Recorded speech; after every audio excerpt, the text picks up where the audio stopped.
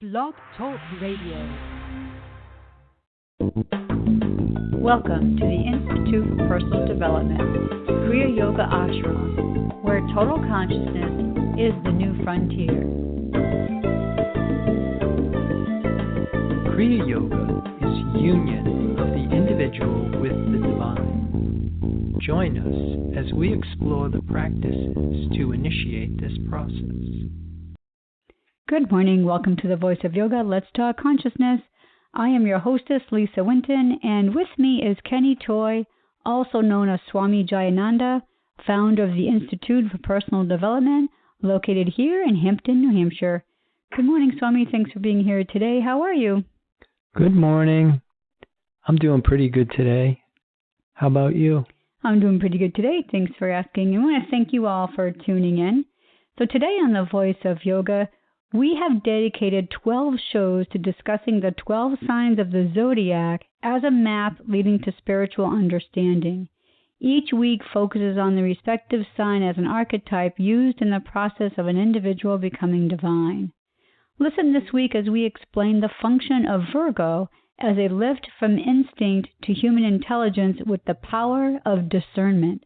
These shows will explore why divine law cannot function in your experience if you are not conscious of its presence. Welcome to the Voice of Yoga. We are talking consciousness, and join the Kriya Yoga Spiritual Advance to get the light in your soul and judge righteously. So, Swami, we're on part 6. The title of the show is 12 Signs of Spiritual Truth. Can you just let our listeners know what it is our intention of doing these 12 signs of spiritual truth? Yeah, we're trying to create the map to help us understand the perfection of being, using the Zodiac more as an indicator for the presence of the changeless state of being as opposed to the changing conditions of our personal mentality. And in this particular show, we're going to look at Virgo, which has a lot to do with human intelligence, which, whether we realize it or not, becomes a huge barrier to us understanding ourselves from the perfection of being. So we say in the summary, the function of Virgo as a lift from instinct to human intelligence. So some people think that instinct is something that we're inherently born with. So how do we get past that to be able to use the power of discernment for human intelligence? Yeah, because when we talked about Gemini, which was mutable air, and Gemini represents what's called the lower mind. But we're also starting to understand that there are 3 modes of mortal thought. And so instinct, appetite, preservation, and survival is kind of like the first tier of that. And just like you had said, we think that that comes with the territory. And it does if we accept it. If we assume identity with what is visible and tangible, then these are the forces that we're working with. But what we're also learning is that these are forces that we need to overcome. That's what the hero's journey is really all about. It's about overcoming the temptation to accept something other than the perfection of being.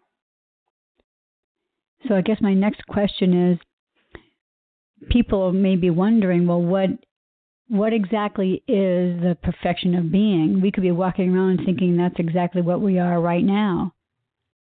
Yeah, the perfection of being is the mind of God. It is divine mind. It is the original creation of this universe.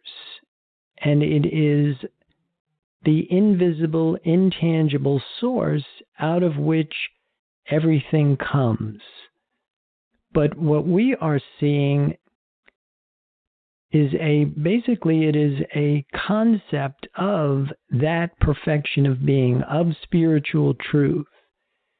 that what reports in our five sense mind, what reports in human thinking, is an approximation, and it's actually a counterfeit. It's the shadow of the truth of our being.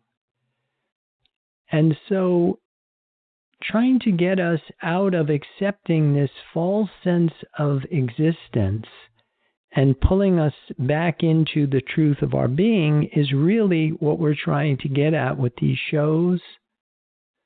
And by using the Zodiac as a map, it kind of gives you a hub to kind of hold all of this together with the intention of uncovering the truth of our being, which is, in reality, we are perfect. We are eternal spiritual beings. You are only an eternal spiritual being when you understand yourself and accept yourself as spirit. And so in order for us to become spiritual, which we already are, we have to overcome our material identity. We have to move beyond what is visible and tangible, and then we also have to muddle through what is invisible but tangible, the whole realm of these three modes of mortal thought. Virgo is mutable earth, which means it is the second earth sign that we have encountered, and it's also the second mutable sign that we are encountering. And when we talked in Gemini, we talked about that the mutable signs were the modes of thinking that we have available to us. And so the first mode was Gemini, which was the lower mind. Now Virgo is the mid-mind, but it's human intelligence. And it is our ability to accept information from our five sense mind. And we use that information and we catalog it with mental functions. We have perception, reason, memory, feeling, and intuition. And most of us, that's about as far as we get.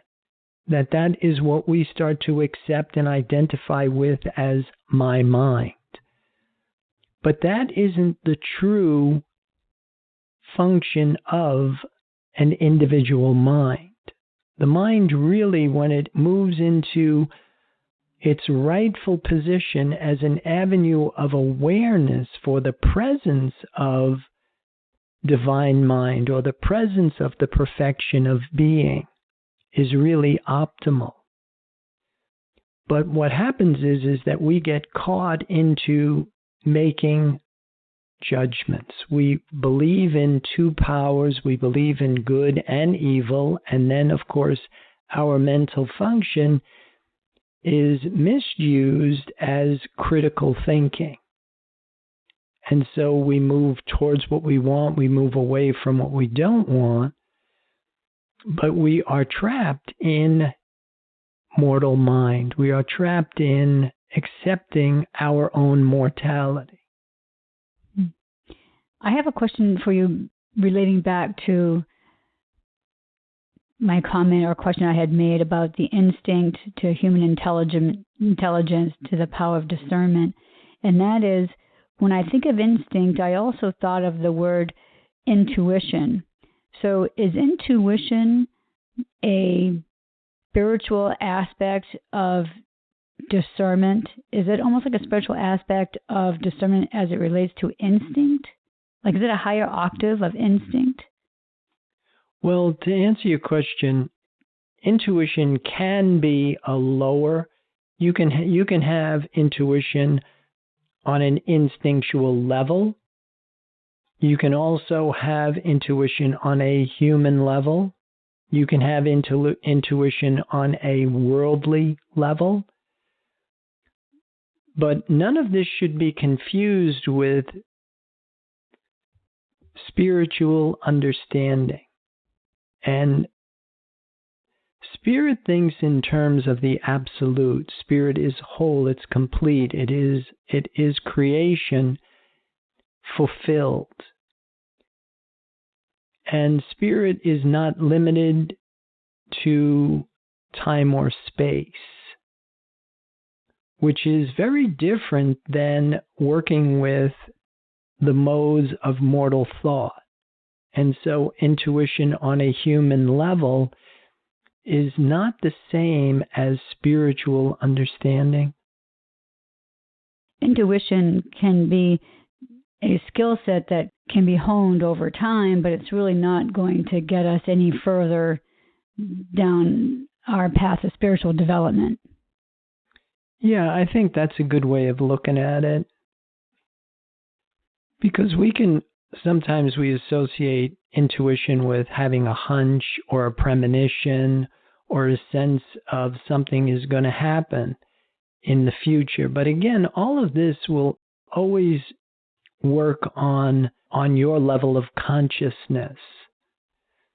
And if you are still under the law of karma and you have a belief in two powers, you're really hypnotized. And so whether you can foretell the future or whether you are just guessing about what's going to happen in the future, the key here is to forsake all human thinking for this divine knowing, to know the truth, because it is that knowing of that truth, that divine law is all that there is. That's what sets us free from the law of karma. And so that is what we really want to start to, I want to say, focus on with Virgo. Because the key phrase of Virgo is, I analyze. And so when you are doing your analytical reflections and you are observing the information that's coming in through your five senses, you also want to use as a backdrop or as a barometer is the perfection of being. That when you are working from spirit as cause, as opposed to matter being cause, then all you're doing is using your mind as an avenue of awareness to give you clues as to what is my level of consciousness. What is it that I have accepted as real for me? And if it is visible and tangible, you will have problems. If it is invisible and tangible, you will have problems. But if it is invisible and intangible, then it's not possible to have any kind of discord or anything that is not absolute harmony. So the phrase, I analyze, would we want to have that in the front of our minds to be able to judge righteously? Right. And again, to be very clear about what that means to judge righteously. Because most of us are we're lost in forming opinions and thinking humanly, which is really of our own ignorance. It is a belief in two powers. And so we form our opinions that this is good and this is bad. And again, we polarize on that. And we support that and we believe in what we're doing. But to judge righteously is to really not judge at all. To recognize that what is before you is absolute eternal life. It is the perfection of being. Now, what you're looking at with your five sense mind is your thought about that. It is your concept of the perfection of being.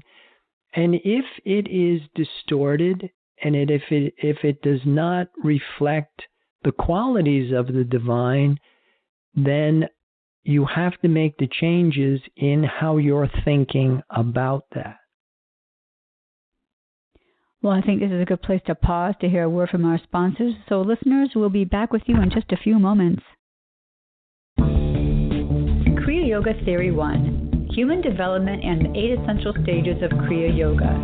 This program is a comprehensive course that will help you get your arms around the science of Kriya Yoga. It provides a clear understanding of the goals and objectives behind yoga, along with the physics of spirituality.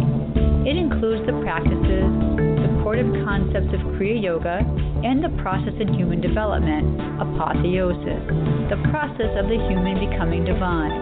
A complete guide on how to become a human in the adult state. Get the light in your soul and experience the simplicity and joy of union with the divine. This course is available in live classes at the ashram or online with 8 videos or 4 CDs. Visit our website, www.ipdtransform.com, for more information.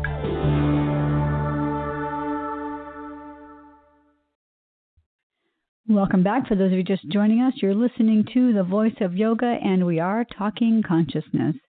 So, Swami, we were just talking about judging righteously, and I have a question for you. So it seems that to use the power of discernment is basically saying to judge righteously.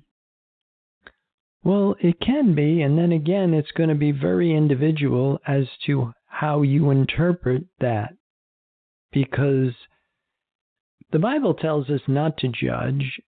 The Buddha says there's nothing difficult about the great way, just stop having an opinion. And one of the things that I've noticed is that most of us seem to be okay with saying things are good, as opposed to saying something is bad. And to say something is bad is what we call a judgment, but to say something is good is acceptable. But in this model, if we continue to work at that level of consciousness, at best we're going to be able to do is change finite bad to finite good, which will come back eventually to finite bad. The intention here is to rise above karmic law so that we can demonstrate divine law. And what that means is that we cannot love, hate, or fear anything that reports in our 5 senses. That the only righteous judgment is the acceptance that divine law is all, and divine law is absolute love, absolute goodness. And that's a very different thing than accepting the things that are good on a material or mental level. It does seem like we're so conditioned to do just that. And that is to, if you're saying everything is good, like even when we ask each other, how are you today? Oh, I'm good. I don't think we realize that may take some work for us to do, is to get past that judging even the simplest of questions and answers. Yeah, and the more that we learn to bypass or pierce through the testimony of our senses and to accept the changeless state of being, the presence of omnipresence, the omnipotence of spirit, and to acknowledge its presence is optimal.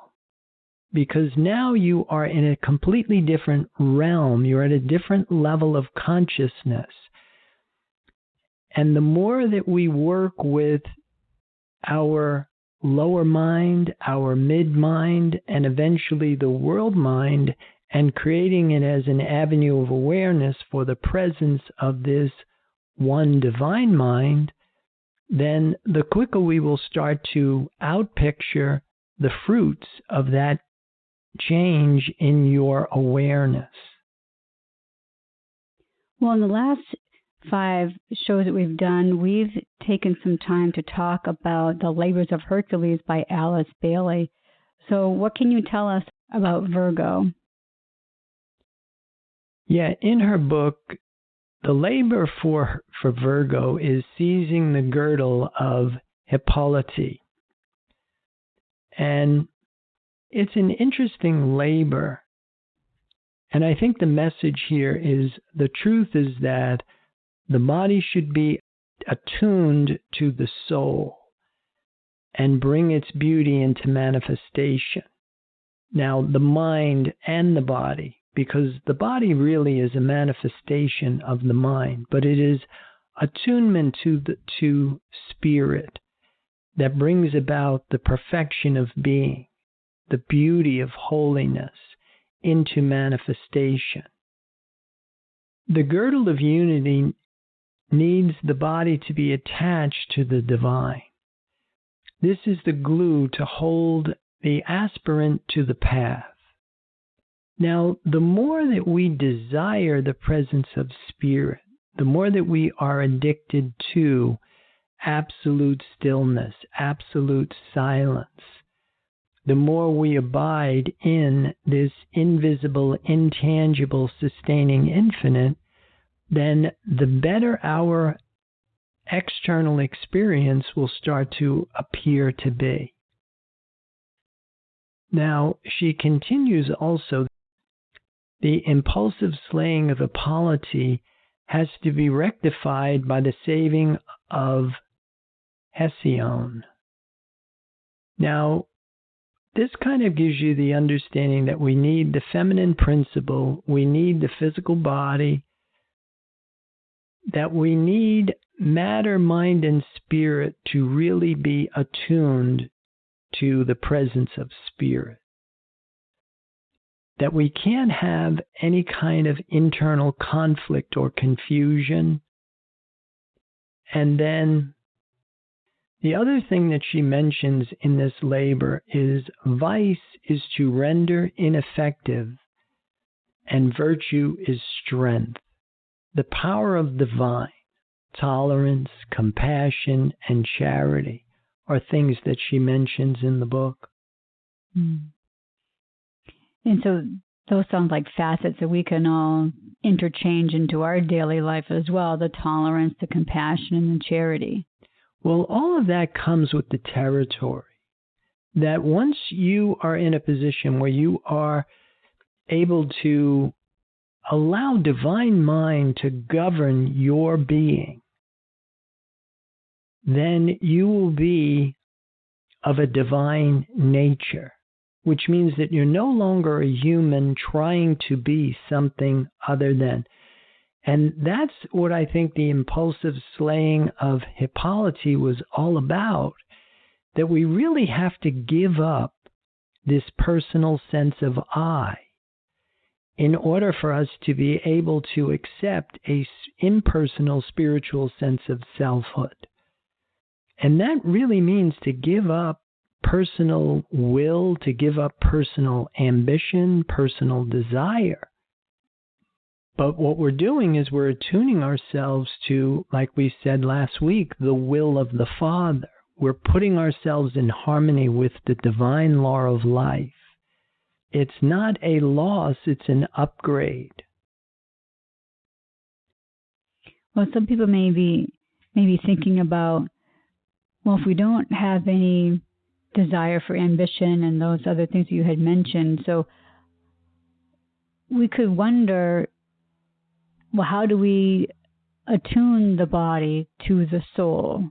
That doesn't sound like something that we hear very often. Right. And I think it starts with the whole concept of knowing God aright. We must know what divine law is. And in the framework of this process, we're going to find is there are a lot of things out there that are going to interfere with us making that correct connection. And one of them is the world mind.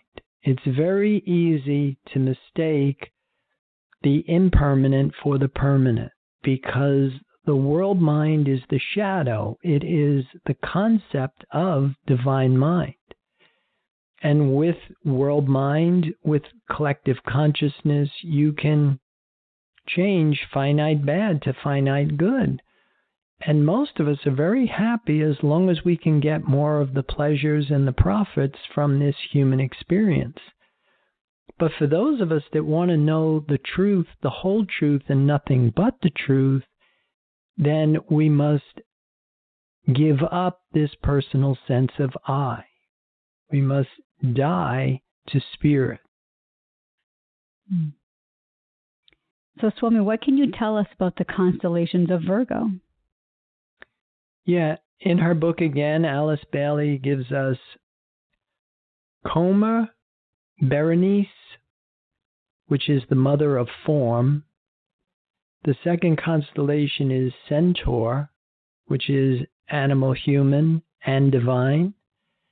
And the third is Bootes, the promise of the Savior to come. Is there anything about those constellations that we can learn from? Like when you had talked about Centaur, I was thinking animal, human, and divine, and isn't that what we talk about all the time? Right. Which is really more of a progression, that we move from one level of consciousness, animal consciousness, where we are instinctual, we are reactive, we're emotional. Then as a human, we are more intelligent, again, where we're using our mental functions, perception, reason, memory, intuition. But when we are divine, now we are attuned with absolute love, absolute goodness, absolute harmony. And that is our optimal position of performance. So what is the ultimate task of Virgo, and how does it relate to I Analyze? Yeah, to judge righteously is really to forsake all human thinking for divine knowing. And again, you must know the truth. Otherwise, you will be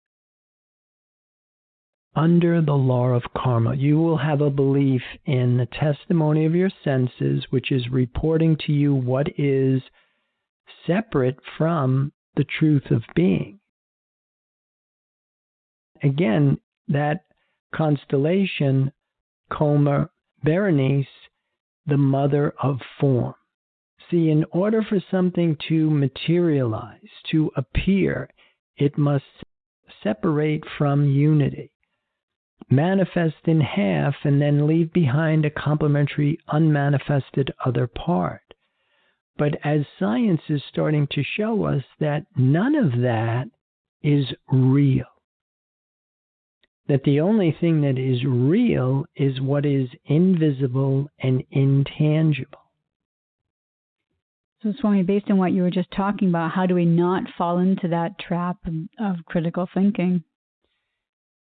Yeah, by not accepting the testimony of your five senses, by again knowing the truth, that if God is all, then what is this that is before me that does not have divine quality?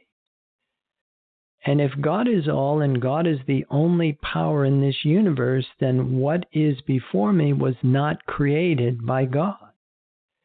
And if it was not created by God, it can't be real. And so by us having fidelity to the truth of our being, fidelity to what is not visible and tangible, that is how you overcome the tendency or even the belief in critical thinking, in judging, because what you're judging isn't there. Oh, great. Thank you. So I guess it's about time we have to start closing down our program for this morning. So listeners, be sure to visit the website, www.ipdtransform.com. There are a lot of tools on that website to continue your spiritual developments. And don't forget, 3/4 of the way down the homepage, under Swami Says Recent Posts, you'll see a bunch of those Blog Talk Radio shows, those links that you can click on. Swami also has a free webinar on Wednesdays at noon, and also Facebook Live we do on Wednesdays at 5 o'clock. So, Swami, do you have any other final thoughts about today's program? Well, I would like to encourage everybody to judge righteously and to live out from the perfection of their being by recognizing that they are an eternal spiritual being, an expression of an indestructible principle. And with that, I'll wish everybody a good day. Namaste. Well, thank you for listening to The Voice of Yoga. This is Lisa Winton along with Swami Jayananda. We'll be signing off. Have a wonderful Kriya Yoga kind of day. Namaste.